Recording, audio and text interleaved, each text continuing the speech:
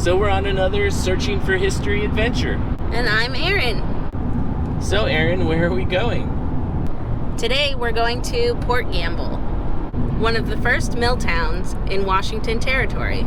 Olympia to Port Gamble is about an hour and a half or hour and 15-minute drive via the Narrows Bridge. So you head up to Tacoma on I-5 and then cross the Narrows and then north on the Kitsap Peninsula to Port Gamble. If you're coming from Seattle, there's really two good options. One is the ferry from Seattle to Bainbridge Island, which is about a 35 minute ferry ride, and then maybe another half-hour drive after that to Port Gamble. And then the other option is if you're on the north end of Seattle, to go from Edmonds to Kingston on the ferry, which I believe is about a 40-minute ferry ride, and Kingston is pretty close to Port Gamble because it's on the north end of the Kitsap Peninsula, just like Port Gamble is.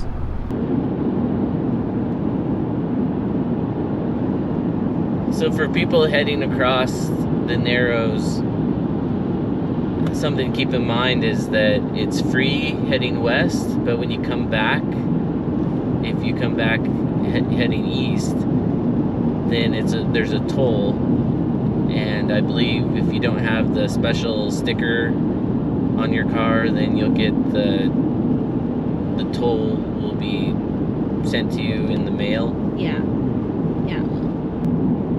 So what we do is we drive up there this way, but then come back through Shelton to avoid paying the toll.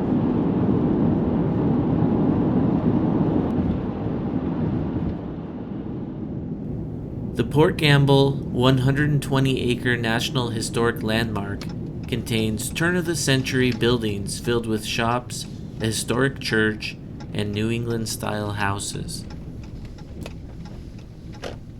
The original sawmill workers from East Machias, Maine, built Port Gamble in the New England village style. The sawmill was founded in 1853 by William Talbot and Andrew Pope on Gamble Bay and was in operation until 1995.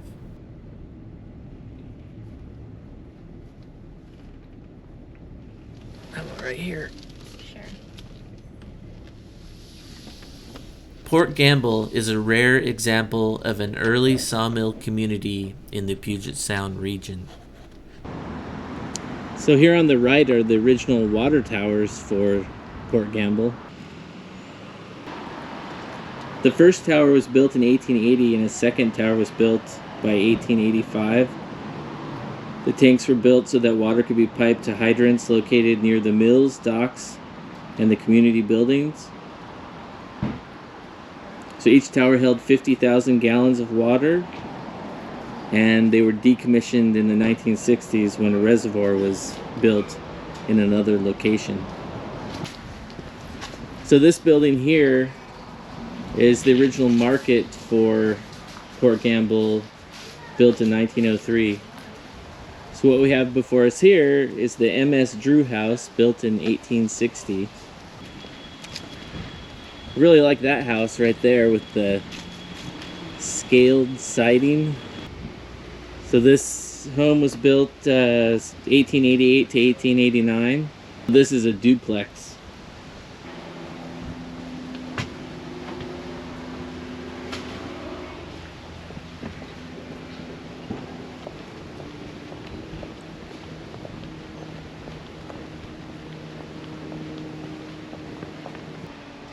The stained glass is pretty cool. So this is the back side of the house. The back porch with the turned posts and railing. It's a pretty cool feature.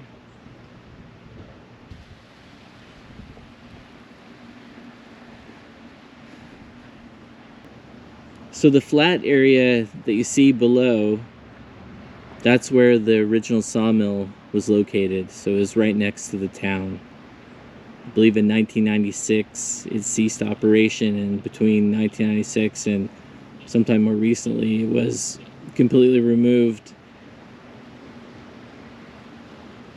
This elm tree is a mutant elm tree that grows on top of the Scotch elm, but it's a unique and I guess different species. But it can't reproduce itself. It has to be seeded by a human. And this one was planted in 1875.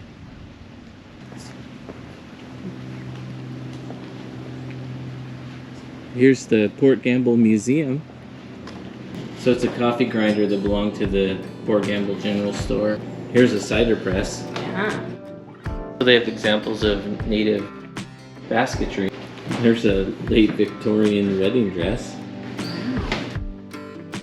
I get married in that.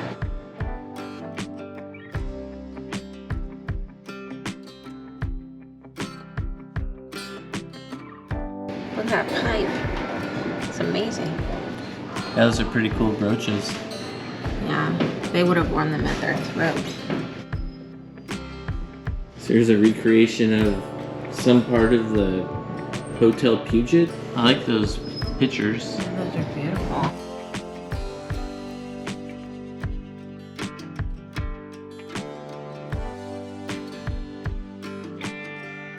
See the stereo photograph? So it'd give it a three-dimensional effect. Right.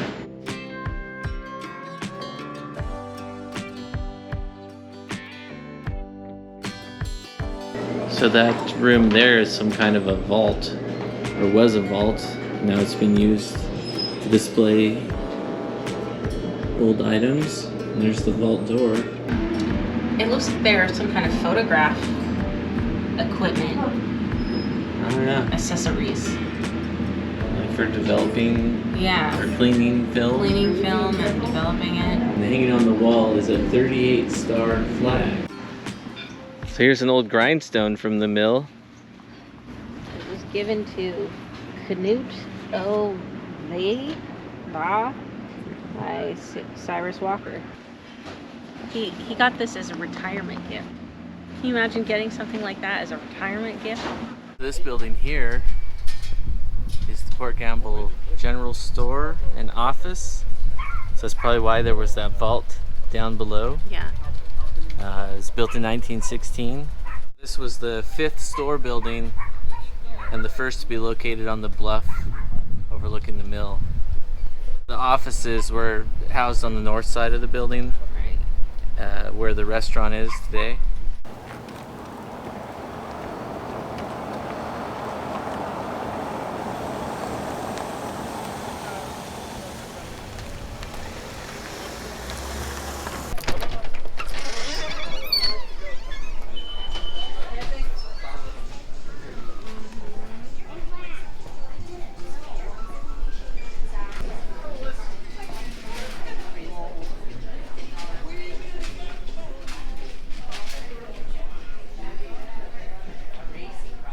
What are you doing in here? I'm looking at all of this stuff they have. Yeah? Some of it's kind of cool. There's so much of it, it's kind of hard to see all of it.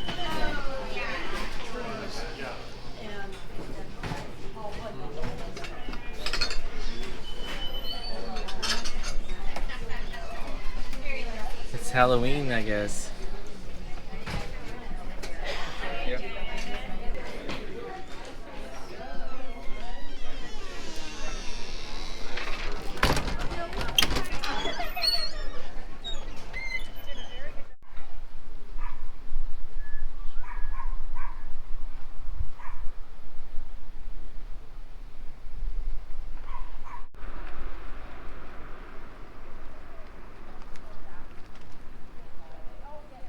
So this is the original community hall and post office, built in 1906. So the first mail deliveries arrived by sailing bark. So that's a type of sailing ship. A barber, doctor, dentist, and then the telegraph operator served the employees that lived here in this building, and I suppose their families too. Should we go in and take a look? Yeah, sure.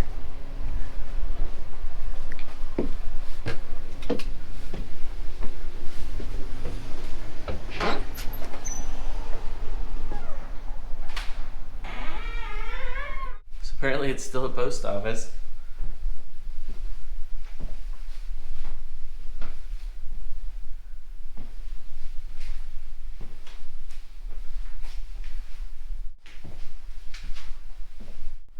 building directory has a theater in here.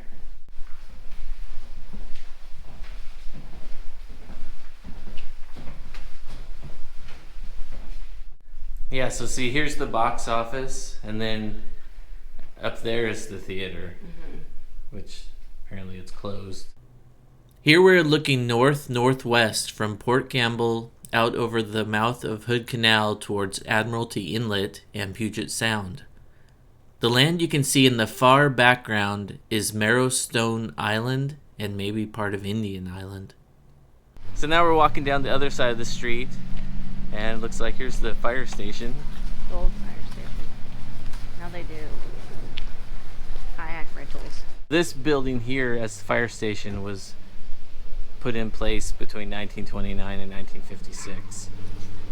But I guess all the mill workers were volunteer firefighters. So the Masonic Lodge was built between 1871 and 1872. This home was built in 1863. It's called the New York House. This house was built to attract and retain a resident physician. So 1890 house. So this is the Morrill S. Pope House, built between 1900 and 1901. This house here is built in 1871. And this one built between 1918 and 1919. So this is the main part of Port Gamble. There's some other houses across the street over there and a New England style church. We'll go and see what the church looks like. And across the way over here is the old cemetery, so we'll take a look at that too.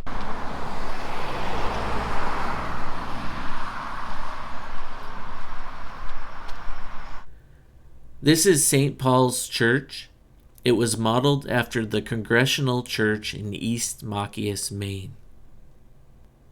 The steeple bell was a gift from the San Francisco Pope and Talbot's officers' wives. It arrived by vessel in 1879.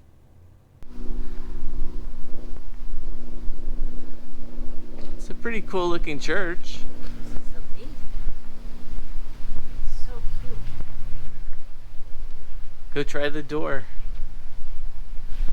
I'm sure the back door's open today. We gotta find the office.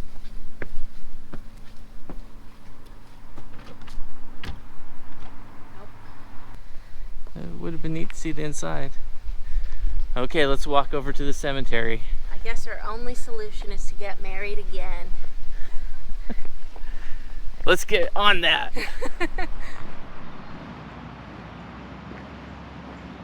So here's the Buena Vista Cemetery, established in 1856. So this is the oldest cemetery in Kitsap County. The Port Gamble Graveyard has an amazing view of the Hood Canal Bridge. The Hood Canal Bridge is a floating bridge where State Route 104 crosses Hood Canal, connecting the north end of the Kitsap Peninsula with the Olympic Peninsula. The bridge opened in 1961. It should be noted that Hood Canal isn't actually a man-made canal. It is a naturally occurring water body and should more accurately be referred to as a fjord.